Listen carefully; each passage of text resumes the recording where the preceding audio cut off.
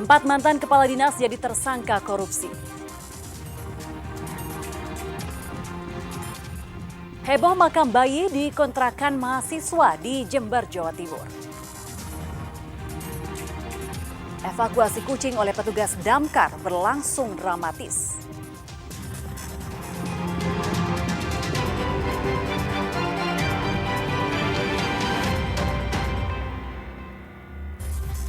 Halo saudara, apa kabar Anda hari ini? Kompas Jatim kembali hadir ke hadapan Anda. Selain 3 informasi utama tadi, tim redaksi kami telah menyiapkan sejumlah informasi penting dan inspiratif lainnya untuk Anda. Bersama saya, Virgianti Kusuma, kita jelang Kompas Jatim di Kompas TV Independen Terpercaya.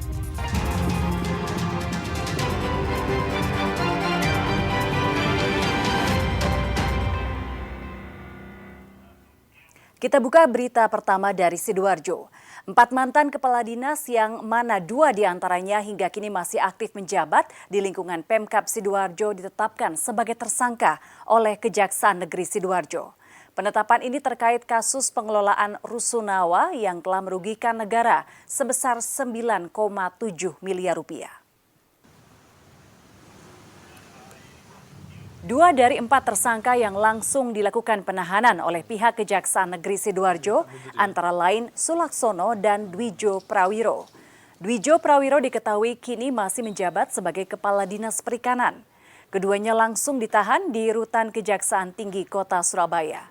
Sementara untuk Heri Susanto yang hingga kini masih menjabat sebagai Kepala Badan Perencanaan Daerah dan Budi Cahyono belum dilakukan penahanan karena masih menjalani pengobatan di rumah sakit. Keempat orang tersangka tersebut merupakan mantan Kepala Dinas Perumahan Pemukiman Cipta Karya dan Tata Ruang Kabupaten Sidoarjo mulai tahun 2007 hingga 2022, yang mana selama 14 tahun diduga telah menyalahi aturan dalam pengelolaan barang milik negara, dalam hal ini Rusunawa. Fakta di persidangan kita sudah periksa bahwa tidak ada fungsi pengawasan yang dilakukan oleh pengguna barang sehingga mengakibatkan bocornya pendapatan daerah. Jadi daerah ini kehilangan pendapatannya yang diakibatkan karena pengelolaan Rusunawa ini tidak sesuai dengan ketentuan baik perjanjian kerjasama ataupun ketentuan-ketentuan peraturan perundang-undangan. Dengan total 9,7 miliar sejak tahun 2008 sampai dengan tahun 2022. Sorotan lainnya, warga sebuah perumahan di Jember, Jawa Timur heboh dengan temuan makam bayi di rumah kontrakan mahasiswa yang kerap disewakan kepada pasangan muda-mudi. Polisi sudah menangkap 3 orang mahasiswa terkait kasus penemuan makam bayi. Penemuan tanah gundukan yang diduga makam bayi berada di halaman belakang sebuah rumah di komplek perumahan di Kelurahan Antirogo, Kecamatan Sumbersari, Jember. Hasil olah TKP dari kedalaman tanah sekitar 50 cm ini ditemukan bungkusan kain putih, di dalamnya terdapat sisa bercak darah dan tulang belulang ukuran kecil. Temuan ini berawal dari penggerbekan warga yang resah karena rumah kontrakan ini kerap didatangi pasangan muda-mudi secara bergantian dan ternyata disewakan per jam. Masalah rumah ini kan anak-anak army kan tidak tahu. Ini kalau anak-anak mahasiswa itu ngontrak, rumahnya disewakan per jam. Kalau dia ngontrak di sini kurang lebih sudah setahun. Cuma kejadian ini yang disewakan ini baru 2 hari kemarin ini dalam minggu ini. Dari hasil keterangan polisi, pihaknya sudah menangkap 3 orang mahasiswa yang diduga pelaku atau mengetahui asal-muasal makam bayi tersebut. Ya, dari temuan dari kuburan bayi berangkat dari kecurigaan warga terhadap kos-kosan atau kontrakan di sana, dilakukan penggerebekan dan juga ditemukan ada gundukan atau makam kecil. Lalu di sana kita lakukan pembongkaran dan ditemukan beberapa janin dilapisi dengan kain putih. Lalu tim Satreskrim dengan tim identifikasi melakukan identifikasi awal terkait dengan janin tersebut. Sudah mengerucut ke beberapa terduga pelaku, saat ini sudah kita amankan kurang lebih 3 orang yang sudah kita amankan. Namun perkara ini masih dalam pengembangan dan nanti akan kami lanjutkan setelah pemeriksaan selesai. Saat ini polisi terus melakukan pengembangan kasus ini dan ketiga mahasiswa serta sejumlah saksi masih menjalani pemeriksaan tim penyidik Satreskrim Polres Jember, Jawa Timur. Hernawan Mustika, Kompas TV Jember, Jawa Timur. Masih berita kriminal, sindikat curanmor yang merajalela di kota Surabaya ditangkap Satreskrim Polrestabes Surabaya. Ada 9 pelaku curanmor ditangkap yang salah satunya diduga merupakan oknum wartawan media online. Polisi menyebut oknum wartawan ini berperan sebagai penadah barang curian dari komplotan curanmor ini. Mereka ditangkap dari sejumlah lokasi dan kemudian digelandang ke Mako Satreskrim Polrestabes Surabaya. Kasat Reskrim Polrestabes Surabaya mengungkapkan para pelaku tersebut melakukan aksinya di sejumlah lokasi di Surabaya, seperti di parkiran toko supermarket, perkantoran, tempat kos, dan kawasan perumahan serta perkampungan. Mereka beraksi cukup cepat dan hasilnya dijual ke penadah lalu uangnya dibagi rata.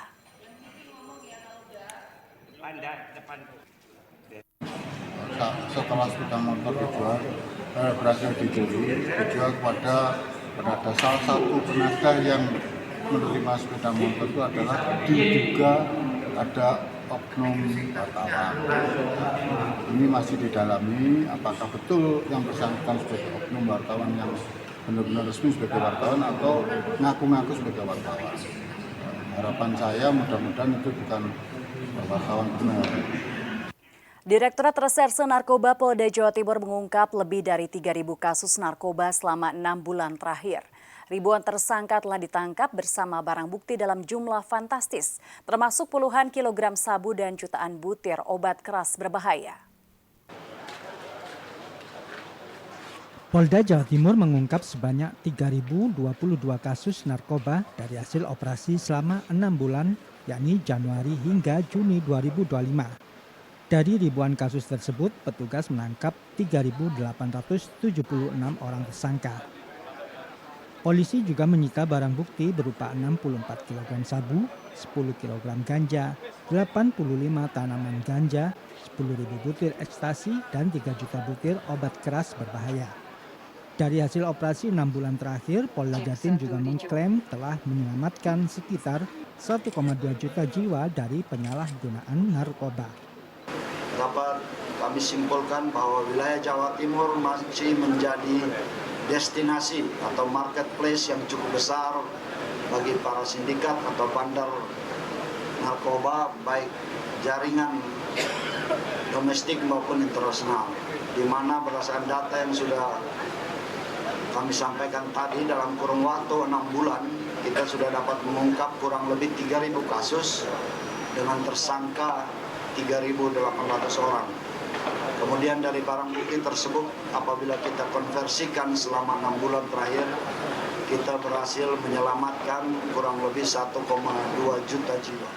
Selain itu, Jawa Timur masih menjadi salah satu target pasar utama peredaran narkoba, baik jaringan nasional maupun internasional. Ismail Munir, Kompas TV Surabaya, Jawa Timur. Informasi lainnya, tim Satgas Pangan Polres Jember menggelar pemeriksaan di sejumlah toko beras di kawasan Pasar Tradisional Tanjung. 2 merek beras kemasan yang masuk daftar diduga beras oplosan ditemukan masih beredar di pasaran. Kegiatan pemeriksaan yang digelar tim Satgas Pangan Kepolisian Resor Jember untuk memberantas peredaran beras oplosan di pasaran. Toko retail dan agen beras menjadi sasaran pemeriksaan yang meliputi kondisi kemasan, label, berat bersih, dan juga asal pabrik beras tersebut. Dalam pemeriksaan, tim Satgas Pangan menemukan 2 merek beras kemasan yang masuk dalam daftar merek beras diduga oplosan yang sesuai data Kementerian Pertanian. Petugas mengambil sampel untuk dilakukan uji pemeriksaan terhadap beras tersebut. Sementara itu, adanya peredaran beras oplosan di sejumlah daerah berdampak pada menghilangnya beras jenis medium di pasaran. Pedagang hanya menjual beras jenis premium. Pada dasarnya kita melakukan pengawasan agar pedagang dan juga produsen tetap tertib dalam melakukan distribusi beras. Kemudian tidak ditemukan kondisi beras, baik itu yang menyalahi merek ataupun kondisi beras yang dicampur atau dioplos hingga saat ini. Maka dalam temuannya tadi ditemukan daftar beras dalam temuan ini, kita akan melakukan pengecekan ataupun pengawasan lebih lanjut. Kemudian akan kita lakukan uji laboratorium untuk mengetahui hasil uji lab terhadap kualitasnya. Kurang lebih seminggu yang lalu kurang lebihnya ya. Di stop itu dari pabrik, nggak beredar. Jadi jual beras premium, Bu? Premium. Ada penjelasan apa dari pabrik? Terkait HET-nya itu, karena gabah itu kan naik ya, mahal. Gabah mahal, tapi dari pemerintah harga mediumnya harus ditekan di kisaran 62.500 kalau nggak salah. Standarnya dilempar ke pasar. Cuma nggak ngangkat sama harga gabah. Pasar sembako murah digelar di pedesaan lereng Gunung Wilis, Dagangan, Kabupaten Madiun. Dari sejumlah kebutuhan pokok yang disediakan, komoditi beras paling diminati warga. Masyarakat Desa Ngeranget, Kecamatan Dagangan, Kabupaten Madiun antusias mengantre untuk membeli sembako pada pasar murah Pemkab Madiun. Sejumlah kebutuhan pokok mulai dari beras kemasan 5 kg, minyak goreng, gula pasir, telur hingga bawang putih disediakan dengan harga lebih murah sekitar Rp3.000 sampai Rp4.000 dari harga pasaran. Warga yang ingin membeli sembako wajib membawa fotokopi kartu tanda penduduk guna mengambil nomor antrean. Warga berharap pasar sembako murah seperti ini dapat digelar kembali. Sementara pada pasar murah yang digelar di wilayah pedesaan lereng Gunung Wilis ini, komoditi beras adalah yang paling diminati. Masyarakat memilih beras karena harga beras di pasaran kini tengah naik.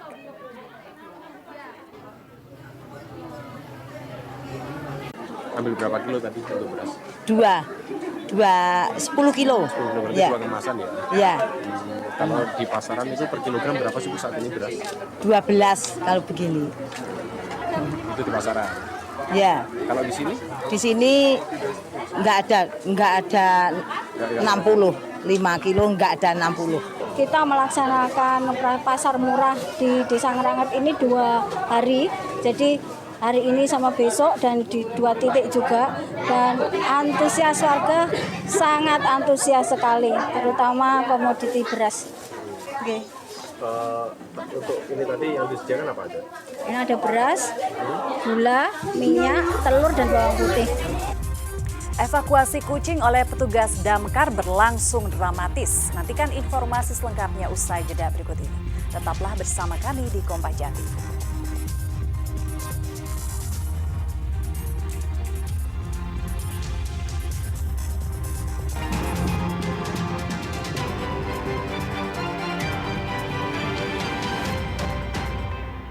Petugas pemadam kebakaran Kabupaten Madiun mengevakuasi seekor kucing jenis British Shorthair yang masuk ke dalam gorong-gorong. Sebelumnya kucing tersebut hilang selama 12 hari usai melompat keluar mobil saat tengah parkir di warung makan. Seekor kucing jenis British Shorthair milik warga Ponorogo ini terjebak di dalam sebuah gorong-gorong di tepi jalan raya Desa Purworejo, Geger, Kabupaten Madiun. Sebelumnya, petugas pemadam kebakaran mendapat laporan adanya kucing terjebak di dalam gorong-gorong. Upaya evakuasi pun terkendala sempitnya gorong-gorong yang panjangnya mencapai 40 meter. Meski sempat gagal, petugas tidak langsung berputus asa. Dengan menyemprotkan air ke dalam gorong-gorong, akhirnya kucing Arthur bisa ditangkap saat bersembunyi pada sebuah lubang. Setelah kita masuk, ternyata dari kucing ini tidak mau mendekat, malah lari. Nah, akhirnya kita memakai metode yang kedua, kita semprot dengan tujuan agar kucing ini bisa keluar dan kita tangkap. Setelah kita semprot, ternyata kucing tidak juga keluar. Jadi sampai jam 9 siang ini kita tim hampir putus asa. Kita cek lagi ternyata kok nggak ada kucingnya. Nah, pada kurang lebih jam 10 kita cek lagi, ternyata kucingnya bersembunyi di atas ada lubang gorong-gorong tersebut. Nah, setelah diketahui kucing tersebut berada di sekitar lubang gorong-gorong itu, kita tangkap dan kita kembalikan ke pemiliknya. Kucing jantan oleh pemiliknya yang diberi nama Arthur tersebut sebelumnya hilang selama 12 hari. usai melompat dari dalam mobil saat parkir di sebuah warung makan. Ini sudah hilang 12 hari. Terus selama 12 hari itu saya dapat bantuan dari ibu yang ini gebrak ini, selalu kan dipantau. Terus setiap ada info mesti selalu ke sini. Terus ini tadi ada info muncul masuk di gorong-gorong. Saya sudah masuk, ikut masuk ke situ, sudah saya pegang, saya tarik, saya tidak bisa. Akhirnya sama bapak-bapaknya tidak boleh, soalnya pengap di dalam. Terus diminta untuk telepon Bapak Damkar. Ini jenis apa? Ini British Shorthair. Sementara itu saat dievakuasi, kucing masih dalam kondisi sehat. Kucing selanjutnya diserahkan ke pemiliknya untuk dibawa pulang. Imam Iswanto, Kompas TV Madiun, Jawa Timur. Berita selanjutnya, guna memeriahkan Hari Anak Nasional, Ikatan Dokter Gigi Anak Indonesia (IDGAI) Jawa Timur bekerja sama dengan Pemkot Surabaya menggelar kegiatan sosial pemeriksaan gigi gratis bagi anak-anak berkebutuhan khusus atau disabilitas di Surabaya. Pemeriksaan gigi gratis bagi puluhan anak berkebutuhan khusus ini berlangsung di Rumah Anak Prestasi Rias, Jalan Nginden Semolo, Surabaya. Layanan pemeriksaan meliputi pemeriksaan kesehatan gigi, pembersihan, cabut gigi, hingga pengobatan dan pencegahan penyakit gigi pada anak. Pada momen memperingati Hari Anak ini, pihak IDGAI menargetkan sebanyak 100 orang anak berkebutuhan khusus mendapatkan layanan pemeriksaan gigi gratis. Program tersebut mendapat respon yang positif dari orang tua anak berkebutuhan khusus di Surabaya.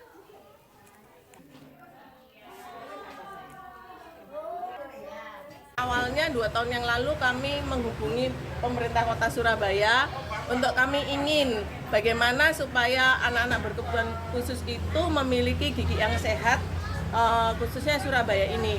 Jadi Ikatan Dokter Gigi Anak bekerja sama dengan pihak Dinas Sosial yang mempunyai tempat di sini, kemudian Dinas Kesehatan juga yang mengatur flow-nya anak-anak berkebutuhan khusus atau anak istimewa ini untuk datang menerima pelayanan kami dengan gratis ya, Prof. Tania. Banyak bagus sekali buat anak saya, giginya setiap bisa konsultasi, bisa perawatan di sini secara gratis. Saran dari dokternya apa tadi setelah pemeriksaan? Ya suruh rutin itu perawatan di sini. Soalnya begitu. Sulit nggak Bu untuk ngajak anak sikat gigi gitu? Susah, gak susah. Soalnya sini kan imut-mutan gitu loh. Kadang mau kadang harus telaten. Koperasi Merah Putih yang menjadi salah satu program unggulan Presiden Prabowo Subianto mulai menunjukkan dampak positif di berbagai daerah termasuk di Surabaya. Bahkan salah satu koperasi sudah mulai beroperasi dan mendapat antusias masyarakat. Salah satu koperasi Merah Putih di Surabaya yang sudah beroperasi dan dinilai sukses adalah Koperasi Kelurahan Merah Putih Semolowaru, Surabaya. Dalam sebulan, koperasi ini mampu mencatat keuntungan dari salah satu unit usaha perdagangan, yakni unit pelayanan koperasi UPK. UPK ini berupa toko sembako yang menjual berbagai barang kebutuhan pokok seperti beras, minyak, gula, dan berbagai kebutuhan pokok lainnya. Di sini sembako dijual sesuai dengan harga eceran tertinggi yang telah ditetapkan pemerintah. Kami sangat mendukung sekali program pemerintah bahwasanya Koperasi Desa Merah Putih atau Koperasi Kelurahan Merah Putih ini cukup bisa memberikan warna di koperasi-koperasi seluruh di Indonesia, terutama di wilayah kami. Karena adanya program ini bisa meningkatkan perekonomian di Kelurahan Semolowaru, khususnya bagi anggota Koperasi Kelurahan Semolowaru. Alhamdulillah selama ada keberadaan Koperasi Merah Putih sangat-sangat membantu warga Semolowaru, terutama kebutuhan pokok. Antara ini beras, gula, minyak, terutama. Lebih terjangkau ya harganya dari kalau lewat koperasi? Ya, masalah harga alhamdulillah lebih murah daripada pasaran lain. Koperasi Merah Putih Semolowaru sebelumnya merupakan koperasi konsumen Semolowaru yang telah berdiri sejak tahun 2020 lalu. Koperasi ini sudah memiliki 100 orang anggota dan beroperasi setiap hari sejak pukul 7 pagi hingga pukul 2 siang. Kami juga mengucapkan Sementara itu, menurut Wali Kota Surabaya Eri Cahyadi, Pemkot Surabaya menargetkan 153 koperasi Kelurahan Merah Putih yang sudah terbentuk di seluruh wilayah dapat aktif beroperasi pada pertengahan September 2025. Menyiapkan pinjaman-pinjaman kepada Koperasi Merah Putih yang ada di Surabaya dengan bunga yang rendah, maksimal 3% yang akan kita supply melalui BPR. Di Koperasi Merah Putih ini sudah semuanya digitalisasi, didampingi oleh Kadis Koperasi. Nanti teknisnya bisa ditanya Kadis Koperasi. Jadi aplikasi-aplikasinya termasuk barang masuk, barang keluar, terus transaksi, semua dilakukan melalui aplikasi. Sehingga di situ kita akan melihat bahwa apa yang sudah transaksi ada berapa, sampai akhir dengan sisa hasil usaha yang akan kita bagi, maka keuntungannya berapapun sudah tercover melalui digitalisasi. Target ini untuk memperkuat semangat kemandirian ekonomi melalui Kampung Pancasila. Koperasi Kelurahan Merah Putih nantinya akan bermitra dengan sejumlah badan usaha milik negara BUMN. Alfian Rahman, Kompas TV Surabaya, Jawa Timur. Saudara, meski secara resmi Presiden Prabowo telah meluncurkan Koperasi Merah Putih, di Kota Malang tidak semua koperasi sudah bisa beroperasi. Pengurus koperasi mengaku masih menunggu petunjuk teknis dari pusat. Seperti Koperasi Merah Putih di Kelurahan Samaan, Kota Malang, meski secara kepengurusan koperasi sudah terbentuk dan siap, namun hingga kini Koperasi Merah Putih masih belum beroperasi. Setelah dibentuk dan diresmikan, pengurus Koperasi Merah Putih Kelurahan Samaan masih menunggu petunjuk teknis dan petunjuk pelaksanaan dari pemerintah pusat. Rencananya untuk tahap awal, Koperasi Merah Putih ini akan bergerak di bidang simpan pinjam dan fokus pada pengembangan UMKM di Kelurahan Samaan. Kita nanti awal memang kita adalah simpan pinjam, tapi kita tidak akan memungkinkan, kita akan kerjasama dengan beberapa subtoko yang berada di wilayah Samaan. Contohnya kita ada depo terkait LPG.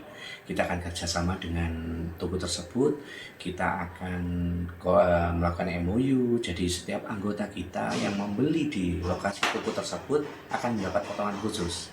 Nah, itu akan menjadi poin. Karena kita nggak mungkin, karena kita berada di tengah kota, kita nggak mungkin membunuh usaha yang sudah ada. Tapi kita akan berkolaborasi dengan toko ataupun usaha yang sudah ada. Menikmati kuliner di tepi sumber mata air Gundi akan kami hadirkan usai jeda berikut. Tetaplah bersama kami di Kompas Jatim.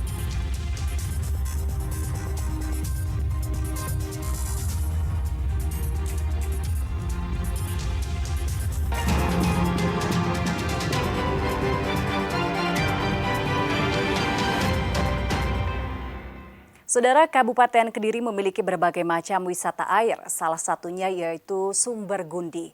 Di tempat ini, para pengunjung bisa menikmati kuliner di pinggir sumber mata air. Dan informasi ini sekaligus menutup jumpa kita di Kompas Jatim hari ini. Jangan lupa saudara untuk menyaksikan live streaming kami di kompas.tv dan channel YouTube Kompas TV Jawa Timur. Kompas TV independen terpercaya. Saya Firjianti Kusuma, sampai jumpa.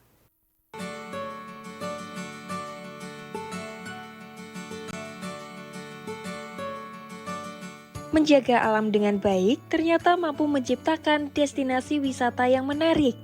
Salah satunya yaitu Sumber Gundi yang terletak di Kecamatan Pagu, Kabupaten Kediri. Di tempat wisata Sumber Gundi, para pengunjung dapat merasakan kesejukan udara dari pepohonan dan menikmati segarnya sumber air. Awalnya, tempat wisata itu hanya sumber air biasa yang kumuh dan tidak terawat. Mengetahui hal itu, sejumlah masyarakat melakukan gotong royong untuk mengelola sumber air yang mengalir begitu saja. Namun siapa sangka, berkat kerja keras mereka, kini wisata Sumber Gundi ramai dikunjungi oleh wisatawan. Pengunjung datang dari berbagai daerah, hanya ingin melepas penat dari kesibukan kesehariannya. Tak hanya itu, mereka dapat menikmati berbagai kuliner yang telah disediakan. Di tempat tersebut, banyak warga lokal yang membuka warung kuliner. Biasanya, para wisatawan menikmati berbagai kuliner di tepi sumber air dengan melihat berbagai jenis ikan. Lingkup desa-desa yang lain kan kebanyakan kan kadang dimanfaatkan di sungai-sungai buat pariwisata. Tapi kenapa kita punya sumber secantik ini kok nggak kita manfaat? Akhirnya inisiatif dari warga kita manfaatkan sumber ini untuk bisa meningkatkan perekonomian warga di sini. Sementara itu, salah satu pengunjung mengaku senang saat datang ke sumber air Gundi. Selain udaranya sejuk dan membuat nyaman, di tempat ini para pengunjung tidak dipungut biaya sepeser pun.